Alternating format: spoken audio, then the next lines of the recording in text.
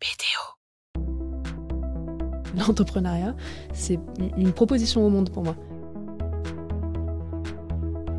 La plupart des gens ont eu l'image de Detective Box qui a percé sur qui veut être mon associé. Mon intention, c'était de pouvoir entreprendre dès que je sortais de mes études.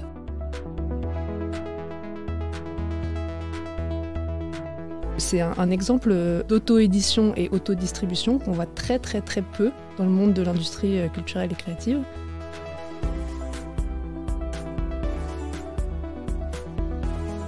Bienvenue dans Coulisses de CEO, le podcast qui met à nu les dirigeants. Je suis Arnaud Naudan et dans chaque épisode, avec mes invités, on décrypte les challenges des leaders d'aujourd'hui et de demain. Bonjour et bienvenue dans ce nouvel épisode de Coulisses de CEO. Aujourd'hui, j'ai le plaisir de recevoir Émilie Bernier-O'Donnell, une entrepreneuse franco-irlandaise au parcours fascinant. Originaire de Savoie, Émilie a puisé son inspiration lors d'un séjour aux États-Unis où elle a découvert le concept des jeux d'enquête immersifs. Cette expérience l'a poussée à fonder Detective Box en 2020, une entreprise qui réinvente le jeu de société avec une approche innovante mêlant éléments physiques et numériques. Detective Box propose des expériences à mi-chemin entre l'escape game, la série policière et le jeu de société. La société a pris un tournant décisif en janvier 2023 lorsqu'Émilie a présenté la société dans l'émission Qui veut être mon associé sur M6, augmentant considérablement sa notoriété. Plus récemment, cet été 2024, l'entreprise a levé 2 millions pour accélérer son développement avec des ambitions fortes, innover davantage, s'internationaliser, recruter et se développer dans le retail. Aujourd'hui basée à Bordeaux et Paris, l'entreprise commence à s'internationaliser et se lance au UK. Dans cet épisode, Émilie nous parlera de son parcours, des défis rencontrés dans le développement de Detective Box et de sa vision pour l'avenir. Préparez-vous à plonger dans les coulisses d'une aventure entrepreneuriale passionnante. Je suis très heureux de la recevoir. Bonjour Émilie. Salut Arnaud. Écoute, comme d'habitude, ce que je te propose, c'est de commencer un peu par tes origines. Donc, je disais, tu es né en Savoie. Quel type d'environnement? Des parents entrepreneurs? Pas du tout. Moi, j'ai des parents qui sont profs à la fac, prof d'anglais. Donc, ma mère qui est irlandaise et prof de maths pour mon père. Donc, rien à voir avec le monde entrepreneurial. Et d'ailleurs, c'est presque un travail en soi de s'imaginer entrepreneur quand nos parents ne connaissent pas du tout ce monde. Moi, je n'ai jamais connu d'entrepreneur, je ne savais même pas que c'était possible. Et quand j'étais petite, je disais que je voulais être inventeuse. Je ne savais pas trop ce que ça voulait dire, mais je savais que je voulais créer des choses, inventer des choses. Et donc, quand je disais à mes parents que je voulais être inventeuse, ils me disaient, mais ça n'existe pas comme métier, donc tu veux peut-être être ingénieur. Et donc ils m'ont mis en tête que je voulais être ingénieur. En fait, moi, je voulais pas du tout être ingénieur, ça m'intéressait pas. Donc c'est un petit parcours de se découvrir et de découvrir ce que peut être l'entrepreneuriat quand on n'est pas du tout entouré de ça étant jeune. Je disais que tu as trouvé l'inspiration lors d'un séjour aux États-Unis. Tu peux nous parler de ce moment précis? Ouais, donc moi, mon aspiration, c'était donc de devenir entrepreneur. Je l'ai su très jeune. Je faisais déjà des petits business sur le côté quand j'étais ado, quand j'avais 13, 14 ans, 15 ans. Et donc, mon intention, c'était de pouvoir entreprendre dès que je sortais de mes études. Donc, je voulais faire des études qui allaient me permettre d'entreprendre. J'ai fait une école de commerce que je me suis payée. Donc, j'ai fait alternance. En gros, pendant toute mon école de commerce, je me suis attelée à rembourser mon école de commerce en parallèle. Et donc, dès que j'ai terminé, le jour où j'ai terminé l'école de commerce, j'ai remboursé mon prêt et je suis partie aux États-Unis pour voir un petit peu ce qui se passait à Palo Alto, voir ce qui se passait dans la Silicon Valley qui me faisait rêver. Pour le monde des entrepreneurs, quand on n'y connaît rien, il faut bien commencer quelque part. Et donc, je suis partie là-bas. Donc vraiment dans l'optique d'aller voir un peu le berceau de l'entrepreneuriat. Exactement, ouais. Je voulais m'immerger dans ce monde-là. Je voulais rencontrer des entrepreneurs. Moi, étant franco-irlandaise, le monde anglo-saxon me parle beaucoup et je me reconnais beaucoup dedans. J'avais passé pas mal de temps là-bas pendant mes études. Et donc, vu que j'avais pas ça autour de moi en Savoie, et voilà, c'était la destination que j'ai trouvée, c'était de partir à San Francisco et de me dire, je ne sais pas pourquoi j'y vais, j'ai un projet en tête, donc je voulais bosser éventuellement dans la travel tech. Et donc je suis allée parler à des ingés, à des entrepreneurs, à des investisseurs là-bas. Et c'est en bossant sur ce projet de travel tech que j'ai découvert le principe des jeux d'enquête par abonnement, donc une boîte qui s'appelle Hunt & Killer là-bas. Et je trouvais ça très cool, le concept me plaisait bien. Et j'ai commandé une boîte pour voir de quoi il s'agissait et j'ai trouvé la promesse intéressante et l'exécution moins intéressante. Et pourtant, la boîte avait un succès énorme là-bas, il faisait 50 millions de chiffre d'affaires. Je me suis dit, mais attends, mais ça n'existe pas en France. Le côté créatif me plaît bien aussi. Et je cherchais un projet activable parce que en fait, j'étais toute seule, j'avais pas d'argent, je venais de rembourser mon prêt. Donc, j'avais pas les fonds ou les moyens de faire un gros projet dans la tech à ce moment-là, en fait. Donc, je me suis dit, OK, le e-commerce, la création, c'est quelque chose que je peux faire très facilement. Et donc, j'ai lancé un crowdfunding sur Ulule qui a bien pris. J'ai commencé à écrire ma première enquête et c'est parti de là, en fait, en m'inspirant de ce que faisait Hunt the Killer, mais en redesignant complètement l'expérience de jeu, le format, la longueur, l'expérience aussi immersive sur la plateforme. Eux n'ont pas de plateforme, c'est que des boîtes. Et donc, moi, j'ai décidé que je voulais rajouter tout un pantalon audiovisuel avec des vidéos, avec une application qui te permet d'interroger des gens et d'aller beaucoup plus loin dans l'expérience que quelques papiers dans une boîte, quoi. Alors, est-ce que du coup, tu peux nous pitcher, pour ceux qui n'ont pas vu l'émission, est-ce que tu peux nous pitcher Detective Box ? Ouais, tout à fait. Donc, Detective Box, c'est un jeu d'enquête à faire à la maison. En gros, c'est un cold case à résoudre qui se fait en couple, en famille. Et donc, on part d'une boîte d'indices. Et à partir de cette boîte, on va mener une grande affaire qui va nous amener dans les tréfonds d'Internet, qui va nous amener à appeler des gens, à envoyer des emails, à explorer des lieux dans Google Maps dans la montagne, et avec une application qui permet de faire plein d'actions. Et donc, de fil en aiguille, on va avancer dans cette aventure. C'est comme une série policière, mais le détective, c'est nous. Tu peux nous... Alors, comme ça a l'air effectivement hyper vendeur. Mais en quoi est-ce que c'est, entre guillemets, une bonne idée de business et pourquoi t'être lancé là-dedans ? Pour ça, je disais, le jeu ne paraît pas forcément le secteur pour entreprendre, enfin tout du moins pas naturellement. Tu as cité la tech, effectivement. Ouais. Et ce qui je trouve intéressant, c'est le lien entre la recherche de l'entrepreneuriat, l'immersion à Palo Alto, donc le monde de la tech, et d'en revenir avec un projet plutôt créa dans un domaine pas forcément connu pour sa capacité à se transformer et à entreprendre. C'est clair, moi je suis rentrée de Palo Alto et mes potes ils étaient en finance, en conseil, ils pensaient que j'avais lâché la corde quand je disais que je voulais faire des jeux d'enquête. Mais moi j'étais sûre de moi, je savais qu'il y avait une belle opportunité business là-dedans et je peux te mettre un très gros tunnel sur pourquoi, mais je vais essayer de donner quelques explications. La première, c'est que déjà, c'est rare d'entreprendre, mais dans les industries créatives et culturelles de manière générale. Nous, on a un produit qui est innovant, mais je dirais que ce qui est le plus innovant chez Detective Box, c'est le go-to-market, c'est la manière de commercialiser nos jeux. En fait, aujourd'hui, Detective Box, c'est un studio créatif de jeux, mais c'est aussi un éditeur et c'est aussi un distributeur. Donc nous, on fait 100% de nos ventes en ligne. C'est un petit peu comme si demain, Steven Spielberg décidait de créer Steven Spielberg Productions et au lieu de regarder un film de Steven Spielberg sur Netflix ou au cinéma, en fait, tu ne pouvais les trouver que sur le site de Steven Spielberg. Et donc payer sur le site de Steven Spielberg et c'est lui qui fait tout de A à Z. Donc c'est un exemple d'auto-édition et auto-distribution qu'on voit très très très peu dans le monde de l'industrie culturelle et créative. Ça arrive un petit peu maintenant dans le livre. Il y a des succès d'auto-édition qui fonctionnent bien. Mais en fait, c'est presque unique en fait, de se dire on peut créer des choses qui sont dans le monde du divertissement et aussi on peut décider pour nous-mêmes comment les faire et on peut les vendre nous-mêmes. Donc c'est un mélange entre de la création et de l'entrepreneuriat qui existe peu et qui permet de faire des choses très audacieuses. Je m'explique, dans le monde du jeu, donc nous on est dans le monde du jeu et du divertissement de manière plus large parce qu'on a aussi beaucoup de joueurs de jeux vidéo qui jouent, on a beaucoup de gens qui ne sont pas du tout des joueurs. La plupart des gens qui jouent à Detective Box, ils n'ont jamais fait un jeu de société de leur vie.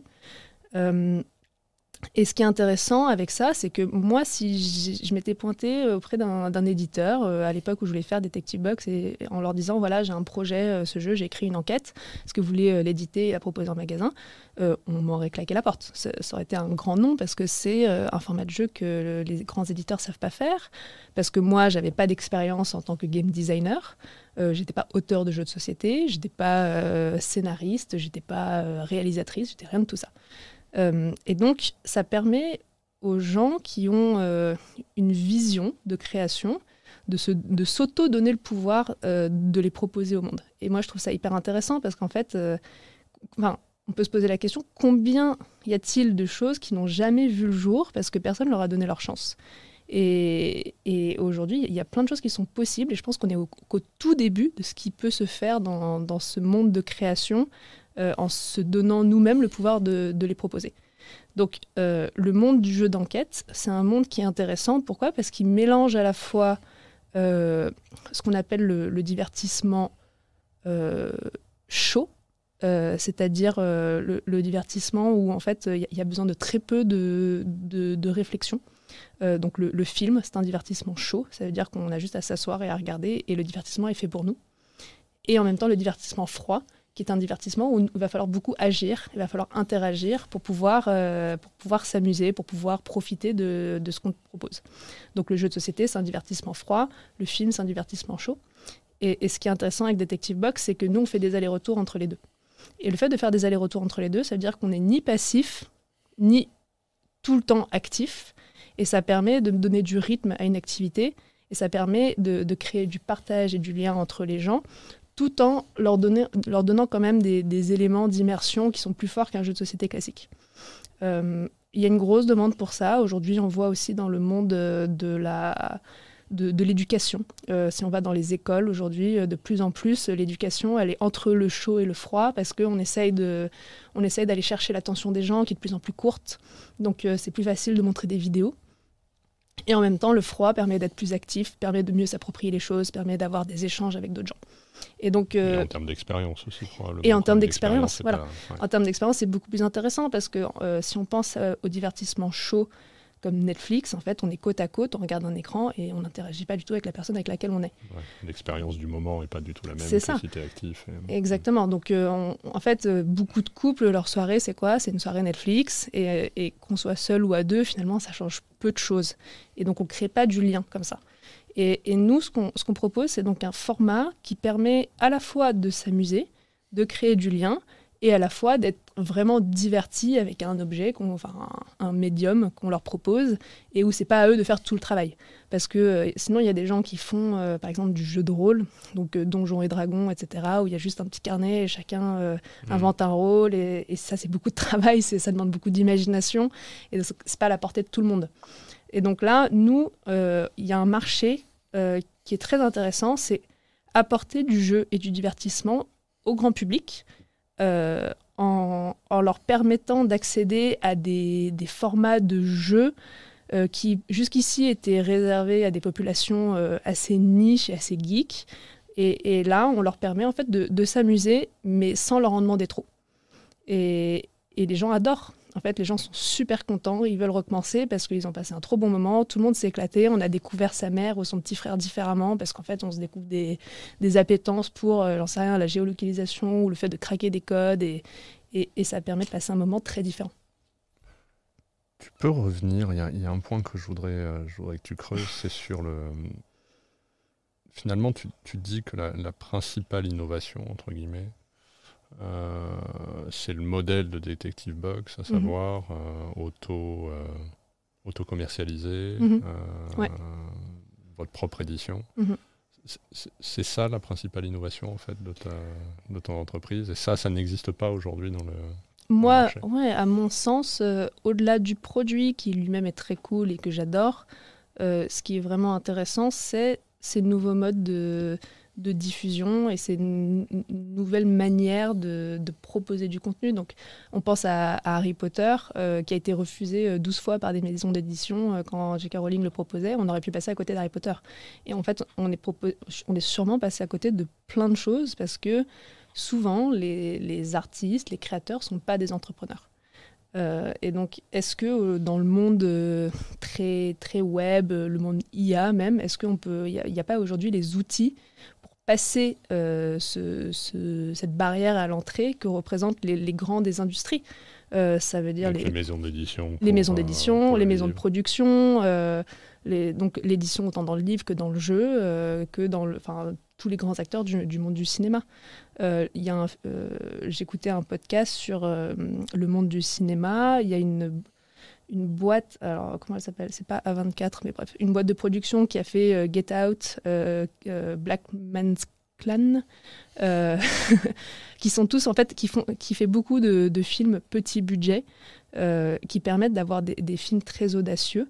De réalisateurs qui ont été refusés par toutes les grandes maisons de production parce que personne ne voulait faire Get Out, par exemple, parce que c'était trop controversé, parce que c'était un risque de parler de relations de race, etc., aux US dans un climat aussi tendu, parce que c'est risqué de faire Spike Lee qui voulait faire ce film sur le KKK, et personne ne voulait le faire.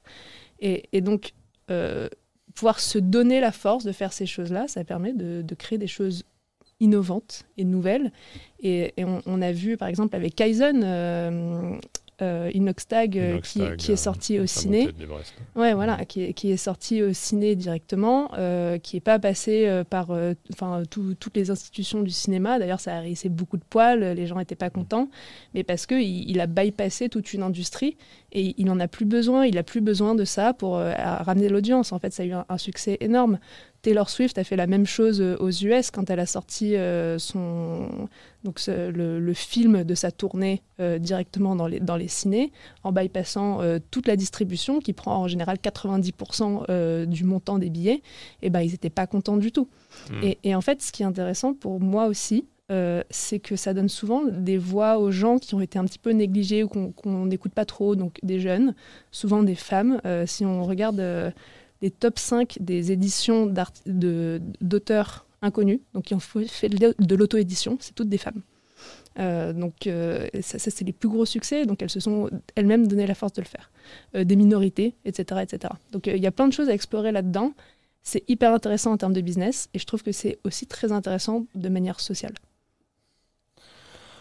Alors, il y a 1000 questions, je pense, qu'on pourrait poser sur tout ce que tu viens de dire. Parce qu'on pourrait parler de sujets de parité dans ce monde-là, de la disruption du secteur. On va essayer d'y aller par étapes. Oui, mais déjà, en fait, tu te qualifies aujourd'hui dans le jeu de société, dans le gaming, dans un peu tout, dans la création, dans le livre, tu vois. T'es à la croisée de... Moi, je dis qu'on est à la croisée du jeu de société, de l'escape game, de la série et du jeu vidéo. Donc, on n'a pas de définition. Pour l'instant, on appelle ça une expérience immersive. C'est quoi comme marché, la taille du marché? Franchement, là, je viens de boucler ma levée de fonds. On me l'a beaucoup demandé, la taille de marché pour la levée de fonds.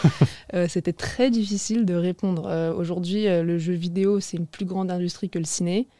Le ciné, c'est une énorme industrie. Le jeu de société, c'est un peu plus niche, mais ça reste plus de 500 millions de chiffre d'affaires en France. Et ça, c'est qu'en France. Les escape games, je crois que c'est 400 millions, quelque chose comme ça en France. Donc, si on mélange tout ça et qu'on fait un diagramme de veine, on est dans des gros montants. Il y a un gros marché en tout cas. Ouais. On a l'impression quand on t'écoute que d'un côté, tu t'es lancé suite à ce voyage, à cette immersion à Palo Alto. Donc presque un peu... en mode test and learn, j'y vais. Complètement, ouais. Mais à côté de ça, quand tu développes, ça a l'air hyper construit, Alors ça, j'imagine que c'est peut-être le process de levée qui a fait que. Mais finalement, tu t'es lancé assez récemment, ta levée est très récente. Comment a évolué le projet, en fait, entre l'idée initiale et ce que tu es en train de développer maintenant? Je dirais que moi, le plus gros point commun que j'ai observé chez les fondateurs, c'est que c'est des gens qui ont beaucoup d'instinct. Donc, on sait qu'il y a des choses à faire. On ne sait pas toujours exactement pourquoi, mais on sait quand il y a un projet à explorer, quand il y a un marché qui est intouché. On sent des choses. Et à mon sens, c'est en construisant et en explorant qu'on comprend ce qu'on a fait. Moi, ça a été mon cas. Quand j'ai développé Detective Box, j'avais pas toute cette réflexion de l'auto-édition, de la disruption du marché, de l'industrie créative. Ça vient après, en fait, quand on regarde en arrière, on fait « Attends, mais ce que je viens de faire, en fait, personne d'autre l'a fait. » Et si je l'ai fait, c'est parce que je savais pas qu'on pouvait pas le faire. Et ça, je pense que c'est important dans l'entrepreneuriat. Et c'est pour ça que beaucoup de startups viennent finalement de jeunes. En tout cas, des startups très disruptrices, ça vient de jeunes qui ne savent pas qu'on ne pouvait pas faire. Et ça donne de l'audace qu'on n'a peut-être plus quand Ils on ne savaient vit. pas que c'était impossible. Ouais, voilà, c'est ça. Et ne pas savoir que c'est impossible, en fait, ça rend potentiellement la chose possible. C'est très cliché, hein, mais c'est vrai. Et moi, je m'en suis rendu compte. Je pense qu'aujourd'hui, si on demande aux grands du jeu de société, est-ce que vous pensez que c'est possible ? Tout le monde dirait non. Et d'ailleurs, moi, je discute beaucoup avec les grands du jeu de société. Et ils me demandent, mais comment on fait ? Comment c'est possible qu'on arrive à s'auto-distribuer, à vendre en ligne par nos propres moyens, alors que quelqu'un comme Asmodée, ça fait 5 ans qu'ils essayent de faire juste une plateforme en ligne pour vendre leurs jeux. Ça n'a toujours pas vu le jour. Et Asmodée, c'est plus d'1 milliard de chiffre d'affaires. Donc c'est...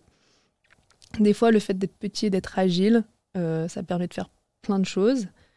Et je sais plus quelle était ta question. Je t'ai dit qu'il y en avait plein, mais non, c'était sur l'évolution du projet, effectivement, entre l'idée initiale et finalement ce que tu arrives bien à expliquer maintenant sur ce côté secteur. Voilà. Donc en fait, il y a beaucoup de choses qu'on fait à l'instant. Est-ce que tu l'avais en fait théorisé au départ, ou est-ce que effectivement c'est du reverse C'est du reverse engineering, ça. Ouais, complètement. Tu fais quelque chose parce que ton instinct te dit qu'il y a un truc à faire. Et après, tu t'en rends compte, et après, tu comprends pourquoi tu le fais, et ça te permet d'aller encore plus loin. Je pense que c'est indispensable de regarder dans le rétro et de comprendre ce qu'on a fait une fois qu'on arrive à un certain palier pour pouvoir passer au palier d'après. Qu'est-ce qui a justement été clé dans cet amorçage ? Alors, je ne sais pas si on peut parler encore d'amorçage ou si on est sur la phase d'après, mais tu disais, si je te suis... ça veut dire qu'aujourd'hui, avec le digital, avec Internet, un auteur, un créateur peut, et tu en es la preuve, s'auto-éditer et commercialiser sur lui-même ses créations. Ça n'avait pas été fait. Tu vois, qu'est-ce qui a été clé dans le fait que tu y arrives ? Est-ce que c'est plutôt le côté communication, marketing, ou vous avez créé une communauté assez rapidement ? Est-ce que c'est... la qualité du produit. Toi-même, tu n'es pas autrice à la base, alors tu disais que c'est toi qui as écrit les premières histoires. Enfin. Je dirais que pour nous, ça a été 2 choses. C'est de l'idée par le produit. Vraiment, de se dire que le produit doit parler de lui-même. Le produit doit être impeccable. Et si on veut durer, il faut que le produit soit génial. Il faut que les gens ils en parlent entre eux. Et il faut qu'on soit super fiers de ce qu'on a fait et qu'on sache que quelqu'un d'autre n'aurait pas fait aussi bien. Donc c'est vraiment se donner à fond sur le produit et être très fier de ce qu'on propose. Parce que les gens vont en parler en ligne et en fait le mot se passe très vite. Quand les produits ne sont pas au niveau, ça meurt très rapidement. Donc ça, c'est la première chose. C'était ce qui me manquait dans ce que tu avais observé aux US ? Moi, à mon sens, ouais. C'est ce qui manquait. Et encore, ils ont fait beaucoup de chiffre d'affaires. Donc, je ne veux pas dire qu'ils... C'est ce qui, à mon sens, manquait pour pouvoir faire le même business qu'eux. Je ne l'aurais pas fait sans repenser le produit. Parce que moi-même, j'avais besoin d'y croire. J'avais besoin d'aimer ce que je proposais. Et je trouvais que c'était un petit peu décevant. Et d'ailleurs... mais ils en ont pris conscience après qu'il y avait peut-être un peu plus de travail à faire sur le produit. Mais bon, ça c'est une autre histoire. Et ce que je voulais dire, c'est que ensuite, c'est s'approprier. Pour nous, ça a été s'approprier les codes du e-commerce. D'ailleurs, on en rigolait tout à l'heure, mais moi, je suis beaucoup invitée dans les cercles e-commerce pour parler d'e-commerce, alors qu'en fait, e-commerce, c'est juste la pointe de l'iceberg de Detective Box. Mais on a réussi à appliquer les codes du e-commerce à une industrie créative. Et c'est un petit peu le maillon rare, c'est d'avoir des gens qui sont prêts à faire du e-commerce pour vendre quelque chose de plus créatif. Généralement, les créas ne sont pas des super vendeurs ou ne sont pas des gros hackers, tu vois. Donc moi, j'ai ces 2 parties en moi. Je suis quelqu'un qui adore le business, je suis une vraie entrepreneur et en même temps, j'aime bien la création. Mais moi, je vois Detective Box au global comme, entre guillemets, mon œuvre d'art, comme ma création et pas que le produit. Donc c'est toute l'entité Detective Box, toute l'aventure Detective Box que je vois comme mon terrain de jeu. Et donc ça passe aussi par l'entrepreneuriat, par la vente, par le fait de trouver le meilleur fournisseur, etc. Et il faut que ça plaise. Et si ça ne plaît pas, on peut pas mettre autant d'énergie là-dedans. Ça t'a pris beaucoup de temps à développer le premier jeu? Tout le Covid, ouais. Tout le Covid, ouais. Ça a été beaucoup de temps sur mon canapé, dans mon jogging. Tu vois, combien de temps ça t'a pris pour avoir un produit où là tu t'es dit c'est bon, c'est le niveau de qualité, et puis maintenant je vais sur le marché? 1 an et demi. 1 an et demi de développement. C'est un produit qui est très difficile à concevoir parce qu'il y a un équilibre à trouver entre, donc sur la difficulté, sur ce qu'on met dans la boîte. Il faut que ce qu'on mette dans la boîte ce soit suffisamment immersif, que ce soit des objets intéressants qu'on a envie de manipuler, que ce soit des documents intéressants, il faut que ça soit diversifié, il faut que ça fasse le bon poids. Si c'est trop lourd, ça coûte trop cher à l'expédition. Il faut que ce soit assez peu cher pour le produire, pour que si on le fait à l'échelle, on puisse quand même marger dessus. Donc il y a beaucoup de critères à prendre en compte.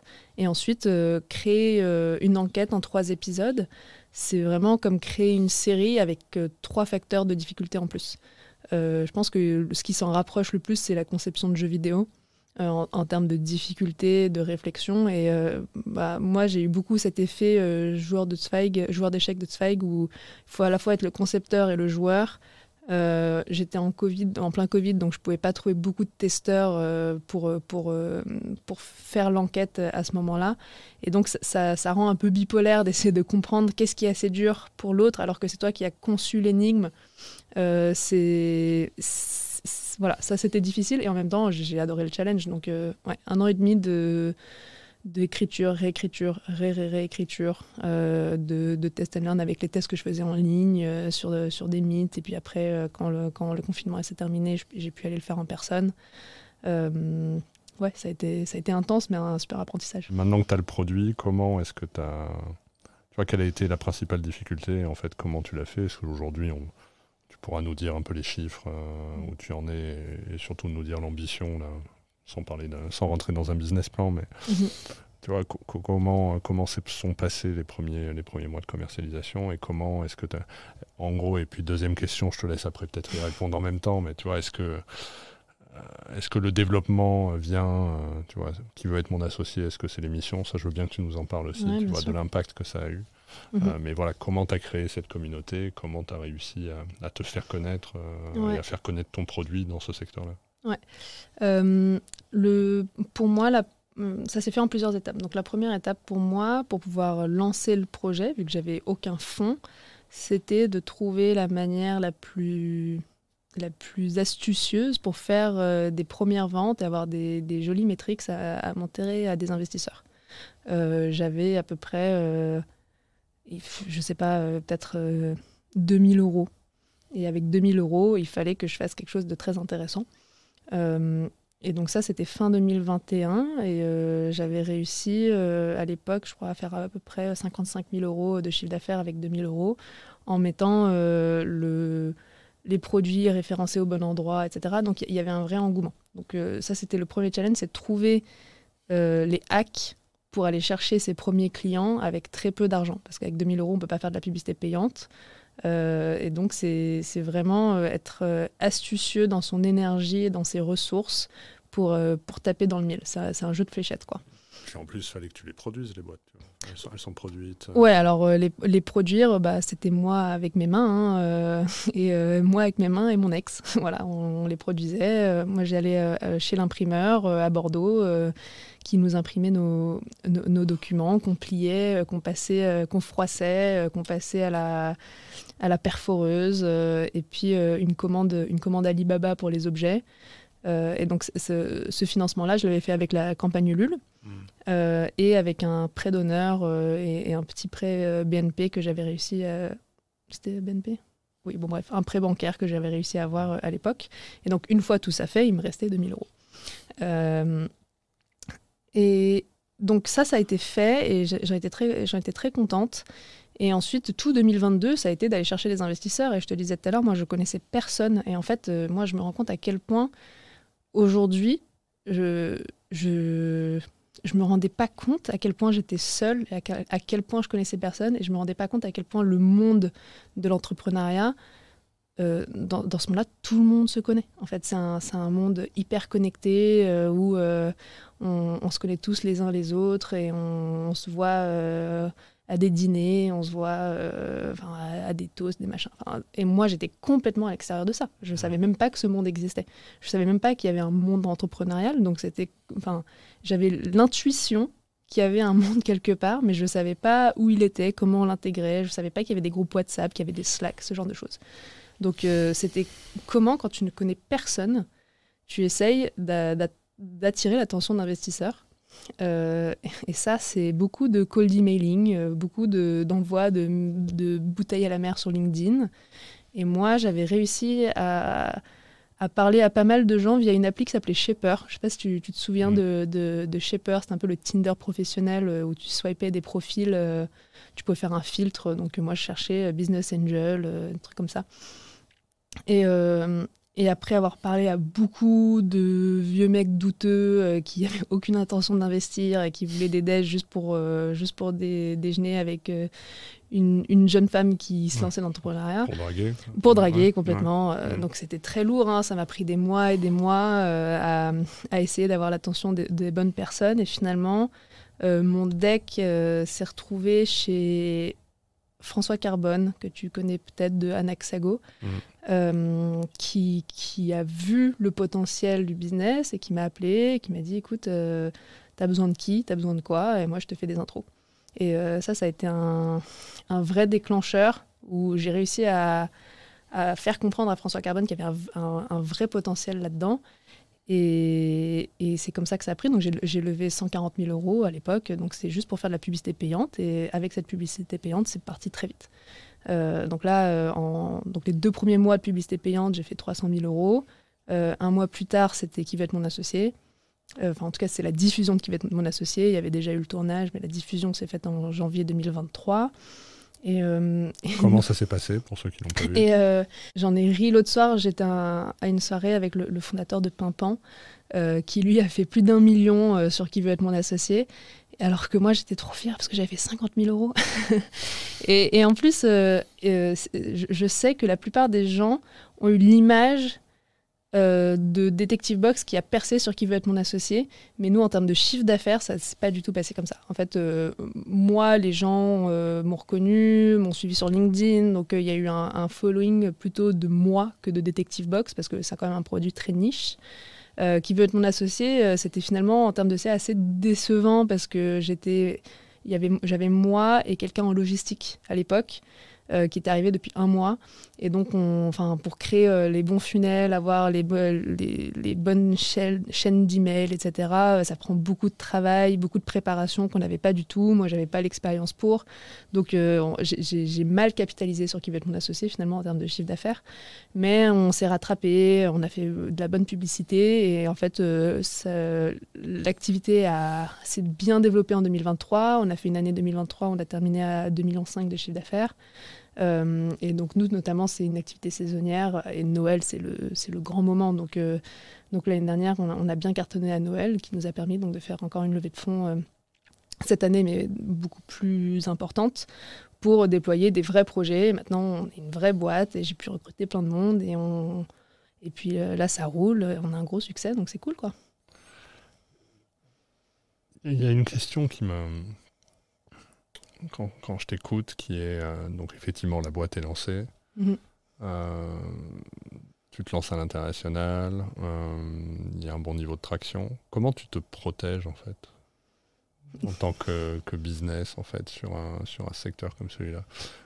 Qu'est-ce qui empêche quelqu'un qui va voir le succès de ce type de produit de développer le même et de sortir la copie du Cluedo, comme il y en a 50, ou des jeux qui finalement seront assez proches? C'est une bonne question. Comment tu peux te protéger un peu ton actif et mettre des barrières à l'entrée? Ce que je disais tout à l'heure, c'est que la grosse différence, c'est le produit. Et en fait, c'est très facile de recopier l'illusion de notre business. Donc c'est très facile de créer un jeu qui ressemble au nôtre et que les gens vont acheter une fois. Mais c'est très difficile de créer des produits comme les nôtres. Nous, maintenant, une enquête, On investit plus de 150 000 € dans la conception. On a une 50aine de personnes qui sont impliquées, entre des game designers, des scénaristes, des réalisateurs, des acteurs, etc. etc. Donc, il faut déjà des fonds, il faut aussi un certain savoir-faire. Ouais, il y a un vrai savoir-faire. Donc c'est facile de faire semblant qu'on fait la même chose. Et nous, on se bat un petit peu face à des petits acteurs qui essayent de faire semblant, qui recopient toutes nos pubs.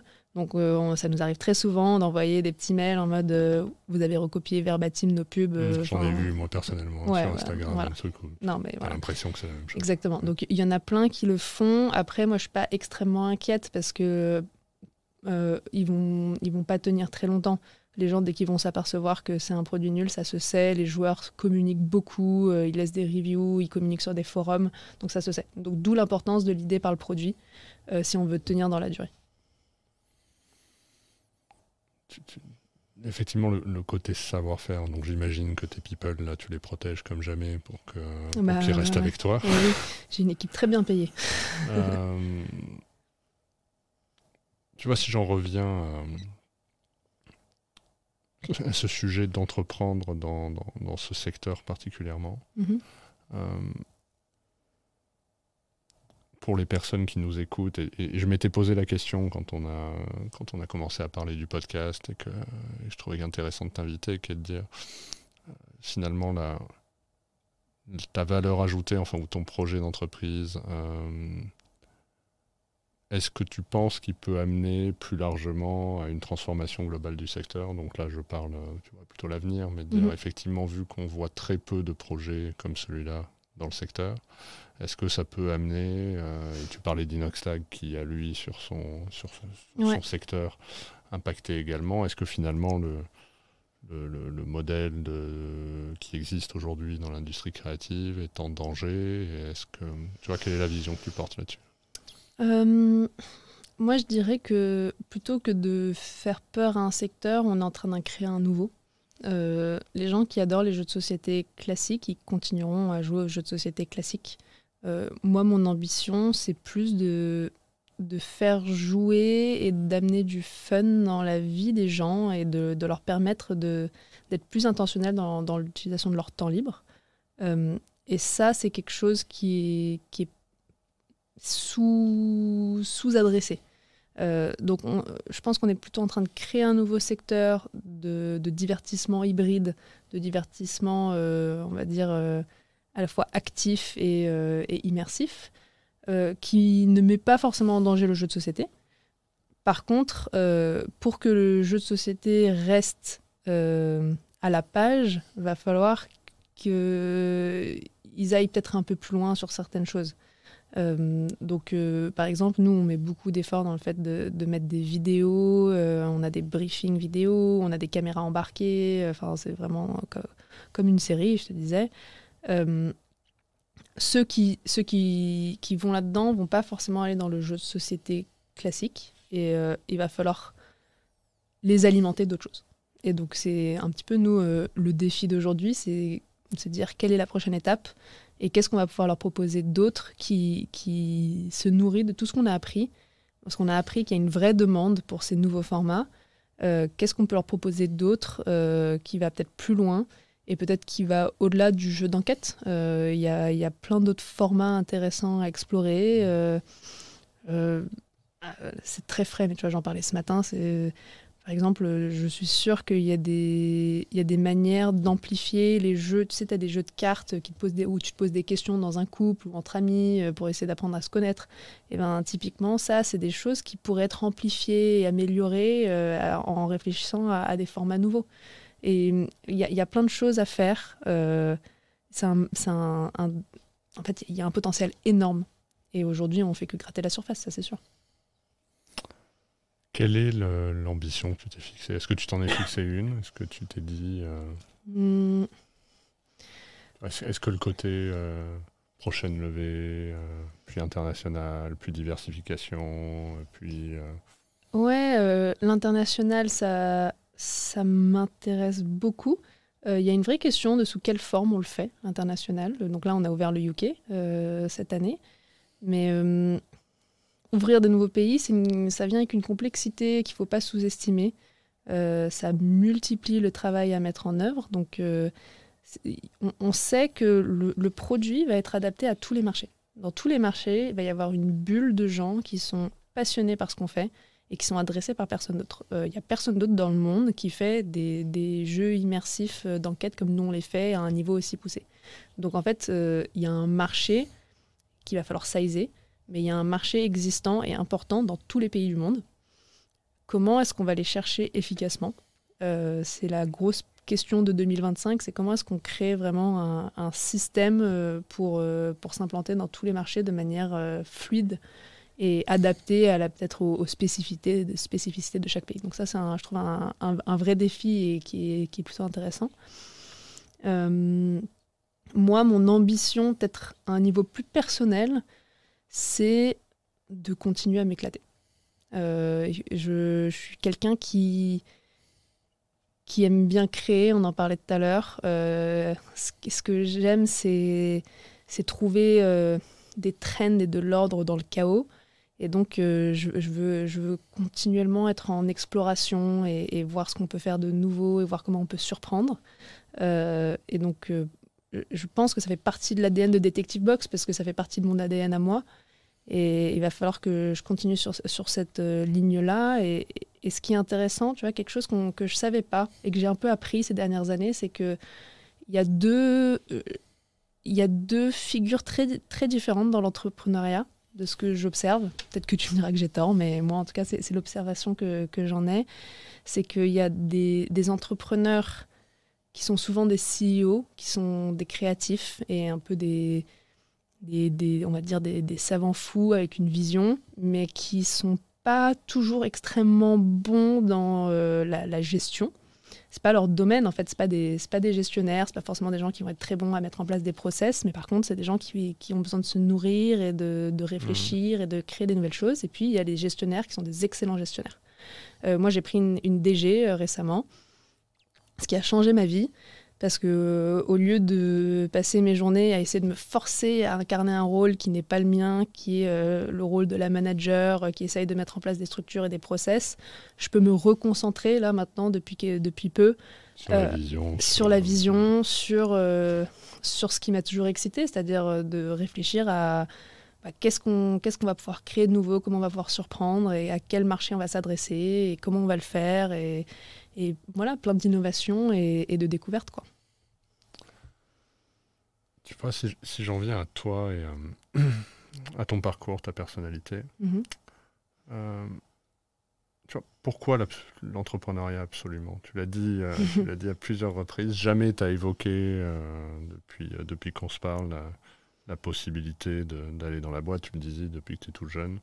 Qu'est-ce que tu es allé chercher absolument ? Parce que tu vois, je pense que le côté création, et d'ailleurs c'est pour ça initialement que j'avais voulu lancer le podcast, c'était, alors j'ai eu plein d'entrepreneurs, mais effectivement ce que je trouve intéressant avec les dirigeants qui n'ont pas forcément créé leur boîte, c'était aussi de donner envie de faire ce métier, vu que l'entrepreneuriat n'est pas forcément donné à tout le monde, mais je pense que dans les entreprises aujourd'hui, tu peux créer, tu peux innover, enfin il y a l'entrepreneuriat.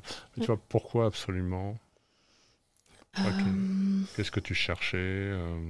C'est plein de choses à la fois et c'est l'expression de moi et de tout ce que moi j'ai envie de proposer au monde. Et pour moi, l'entrepreneuriat, c'est ça. C'est une grande entrepreneur, Marjolaine Grondin, qui a dit ça, qui est aussi ma copine. Mais l'entrepreneuriat, c'est une proposition au monde pour moi. Et c'est très important de proposer au monde ce que j'avais à raconter. Toute autre option n'était pas acceptable pour moi. Toute autre option, c'était quelque chose en deçà de ce que je voulais faire et j'aurais pas eu l'impression de vivre pleinement ma vie si j'étais pas entrepreneur. Hyper inspirant. Enfin là, super définition de l'entrepreneuriat, ça donne envie. Mais pour autant, tu vois, il y a eu des difficultés, il y a eu des moments où tu t'es dit non, en fait, trop dur, trop compliqué. J'arrête. Tu vois, je veux dire, est-ce que tu as connu ça dans ton parcours ? Non, mais il y a eu beaucoup de moments où je me suis dit trop compliqué, j'aimerais bien, moi, être moins compliqué. j'aimerais bien me satisfaire de quelque chose de plus simple, parce que l'entrepreneuriat, c'est dur. Et en même temps, moi, je sens que j'ai pas le choix. On dit souvent d'entrepreneurs qui sont super courageux. Pour moi, c'est pas vraiment du courage, parce que le courage, c'est de choisir quelque chose auquel qu'on pourrait ne pas choisir.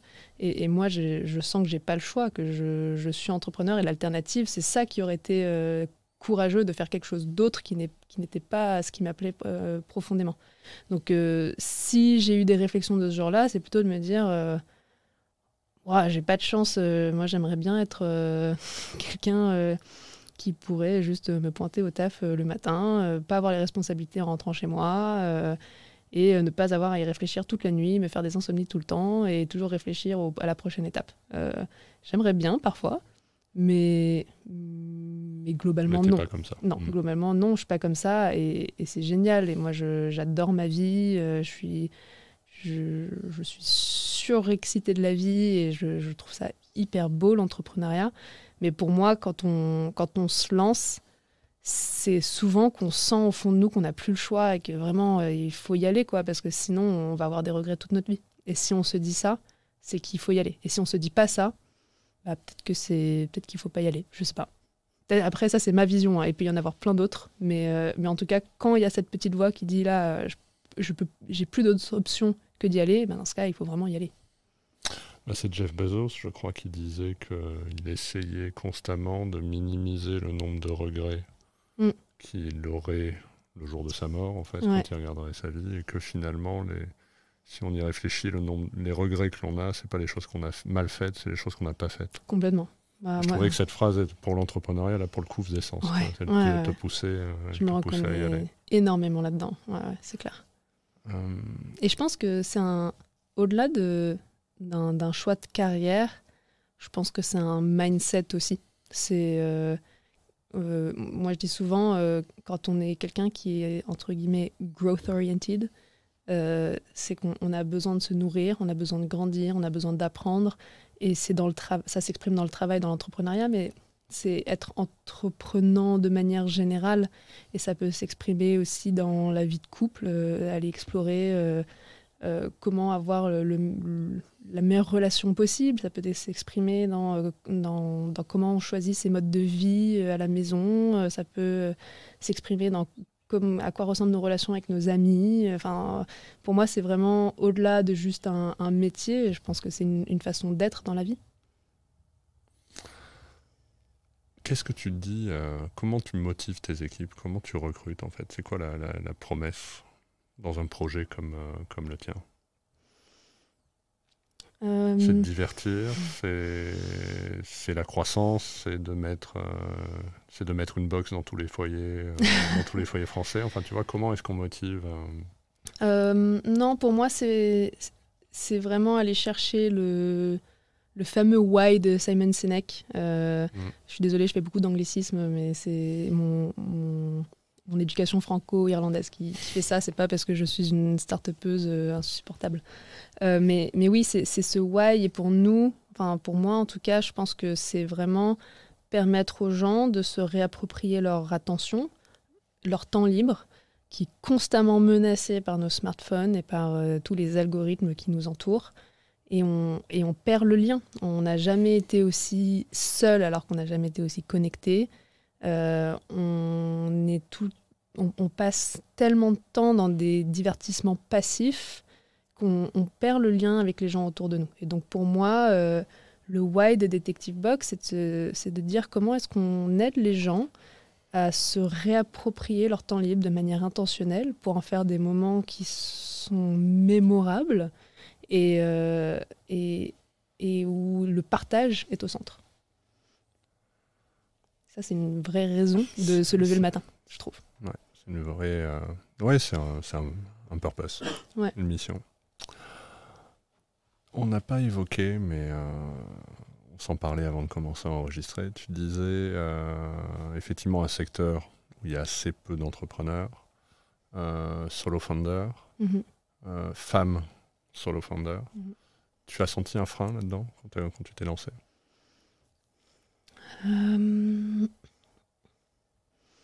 J'ai senti... On parle beaucoup du sujet femmes dans la tech et ouais, des bien sûr. Des femmes entrepreneurs qui lèvent beaucoup moins de fonds que les hommes entrepreneurs. Ouais, tu l'as ressenti, toi, dans ton parcours? Beaucoup dans les... Un peu, il y a dans des boys clubs qui ne sont pas présentés tels quels. Mais oui, on se sent souvent exclu du monde entrepreneurial, je trouve, en tant que femme. Bien qu'il y en a de plus en plus, mais c'est la faute de personne. En fait, on a tous tendance à s'entourer des gens qui nous ressemblent. Et donc, c'est normal, il y a une majorité d'hommes dans l'entrepreneuriat et ils se font des copains et ils traînent entre copains. Et je donne un exemple, c'est que moi, j'aime bien le paddle. C'est un sport très entrepreneur, le paddle. Mais le paddle, les ligues de paddle d'entrepreneurs, il n'y a que des mecs dedans qui n'ont pas le même niveau de jeu souvent que les femmes. Il y a un différentiel dans le niveau et ça veut dire que en tant que femme, on n'est pas vraiment bienvenue parce que c'est pas le même niveau de jeu. Et en fait, c'est très parlant parce que c'est ce qui au début doit être un médium de networking un peu casual. C'est horrible mes anglicismes, je suis désolée. Un médium de networking un peu casual. Waouh, cette phrase était terrible. Mais ce qui doit permettre d'être en relation avec d'autres entrepreneurs et faciliter le lien, en fait, de fait, exclut les femmes. Et je comprends pourquoi c'est comme ça, mais c'est difficile pour les hommes d'être intentionnels dans le fait d'inclure les femmes. Ils ne se rendent même pas compte qu'ils créent une exclusion. Mais ça, c'est juste un exemple de plein d'autres choses, de plein de groupes comme ça, dans lesquels on aimerait bien s'insérer, mais en fait, en tant que femme, souvent pas parce qu'on est des femmes, mais parce qu'on n'a peut-être pas les mêmes points communs, on n'a peut-être pas les mêmes hobbies, les mêmes centres d'intérêt, j'en sais rien. Mais ça veut dire que, il faut qu'on se crée les nôtres, en fait, pour se retrouver, pour pouvoir échanger, et ça demande plus d'énergie. Voilà. Mais bon, on est entrepreneur, c'est pour changer les choses. Et donc, l'idée, c'est pas de s'apitoyer sur son sort, c'est de dire comment est-ce qu'on fait différemment et comment est-ce qu'on propose autre chose. Et nous, donc avec ma copine, on a organisé un dîner qui est l'idée par Identity VC, qui est un fonds pour LGBT, par exemple. Et donc, on a accueilli ça chez nous et il y avait plein de fondateurs LGBT qui sont venus à la soirée, qui ont des super belles boîtes et c'était cool de trouver du lien via ça, par exemple. Donc ça, c'est une manière de faire, c'est essayer de proposer autre chose. Si on n'est pas bienvenu dans certains cercles, créons d'autres cercles et dans ces cercles, nous-mêmes, soyons intentionnels sur le fait de laisser les autres entrer aussi. Et c'est vrai qu'on parle beaucoup du sujet de parité, de discrimination homme-femme dans l'entrepreneuriat. Moi, dans ce milieu-là, j'ai jamais eu de problème vis-à-vis de ça. Non. Tu te sens... t'es stressé? Je pose beaucoup la question, généralement, que ce soit les dirigeants, les entrepreneurs, mais en fait, à la fois sur la solitude qu'on a, qu'on soit entrepreneur ou dirigeant. Il y a une solitude du dirigeant qui est quand même assez forte. Et puis, il y a le stress, le poids des responsabilités. Et je pense qu'il plus est quand on est entrepreneur, qu'on commence à recruter, qu'on est dans les process de levée. Est-ce que tu te considères, comment tu gères un peu tous ces sujets-là? Est-ce que tu t'entoures? Est-ce que tu as des mentors? Est-ce que tu as des gens qui t'accompagnent, qui t'éclairent? Est-ce que tu as besoin de ça, d'aller chercher à l'extérieur des gens pour t'aider? Parce qu'on parle... Nous, on a la responsabilité vis-à-vis de nos équipes, mais comment est-ce que nous-mêmes, on se fait accompagner? Ça, c'est extrêmement important pour moi de s'entourer de tout ça, des mentors, des amis. Ce matin, j'ai une conversation avec un ami, Alexandre Dana, de Live Mentor, qui vit chez moi en ce moment. En 3 phrases, en 3 échanges, il m'a aidé à désamorcer une situation qui me prenait la tête depuis 10 jours, quoi. Parce que lui aussi il a sa boîte, il sait ce que c'est et il m'a donné son retour vis-à-vis de cette situation pour lui. Et en fait, ça m'a permis de décompresser très rapidement. Donc être solo founder, ça a quand même ce désavantage, c'est qu'on n'a pas de quoi ping-ponger quand on est stressé. Il faut toujours être un peu au max parce qu'il faut porter l'équipe, il faut porter le projet, il faut porter la vision. y a plein d'autres avantages qui vont avec. Et pour répondre à ta question, je dirais que, je ne suis pas une personne stressée de manière générale. Ça ne m'empêche pas d'être stressée. Disons que je suis assez imperméable au stress, mais compte tenu des responsabilités que j'ai, ce serait faux de dire que je ne ressens aucun stress. Surtout, en ce moment, c'est la période de Noël. J'ai prévenu l'équipe, ils le savent tous, que en novembre et décembre... Fallait pas m'en... Oh, faut pas venir me faire chier. Je suis plus la même personne en novembre et décembre. Je suis un peu plus dure, je suis un peu plus sèche et j'ai pas de temps à perdre voilà, je suis un peu moins patiente. Et ça, c'est le stress, hein, c'est sûr. On a beaucoup de pression et tout le monde peut être plus ou moins sensible à ça. Donc moi, je dirais que je le suis moins que beaucoup de gens, mais bon. On reste humain. Hein. On peut y jouer. Ça va jusqu'à quel âge? Je t'ai pas posé la question, mais on peut y jouer à partir de quel âge? Officiellement à partir de 14 ans, parce que c'est quand même des enquêtes pour adultes. On a quand même des gens, on va dire, jusqu'à 11 ans, à partir de 11 ans qui jouent. Et le joueur moyen, plutôt 30-40 ans. Et on peut jouer, on a une de nos meilleures joueuses qui a 75 ans, hein, donc ça c'est pour tous les âges. On te le souhaite, je te souhaite vraiment le meilleur pour l'entreprise. J'invite tout le monde à jouer, moi j'ai essayé, et effectivement c'est assez immersif, on y passe un bon moment, je crois que ça révolutionne quand même la manière dont on peut jouer, et puis c'est la preuve qu'on peut être innovant dans ce secteur et finalement entreprendre dans les industries créatives. Voilà, j'étais très heureux de raconter ton histoire. Merci beaucoup pour ta présence. Merci pour l'accueil. Et puis pour ceux qui nous écoutent, rendez-vous la semaine prochaine pour un nouvel épisode. Salut Émilie. Salut. Merci beaucoup d'avoir écouté cet épisode de Coulisses de CEO. Je vous donne rendez-vous la semaine prochaine avec un nouvel invité. Pour ne manquer aucun épisode, abonnez-vous sur votre plateforme d'écoute préférée et partagez l'épisode parce que le podcast, finalement, comme les valeurs d'une entreprise, ça se partage.